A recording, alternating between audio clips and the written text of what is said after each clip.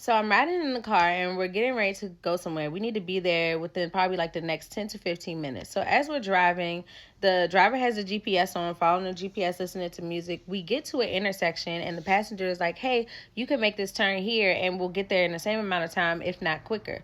So the driver is really hesitant, like, well, no, I wanted to make that turn up there. But the passenger insists, like, no, you can turn right here. We will be fine.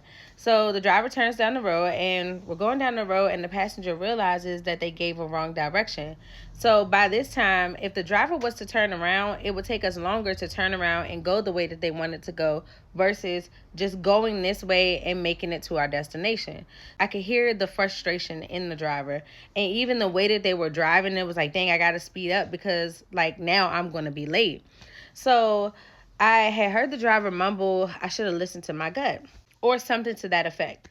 And this made me think about how in life there are times where people will come in our life and they will give us a direction, but God already gave us our path and He already set our path clear and straight and forward. And there are times where we will allow others to give us direction because it sounds right, but it's not right for us.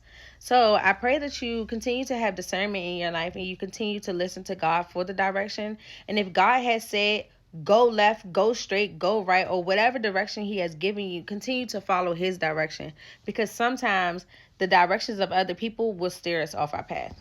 And I can give you a biblical example. So there is a prophet in the Bible who God gave clear-cut instructions. He said, do this and don't do that.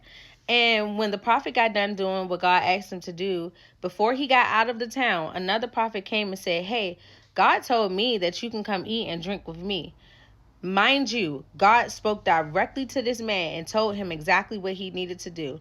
But because another person came in and said, well, God told me this, he decided to listen, and there were dire consequences. He actually did not make it out of that town because he was disobedient to God. It is really important to remember who you're listening to. Now, yes, God may send people in your life to help you on your path, but if God has given you clear-cut directions, follow those directions. It is no need to delay your promise, to delay what God has for you because you are listening to way too many people. I hope you have a really good day. Bye.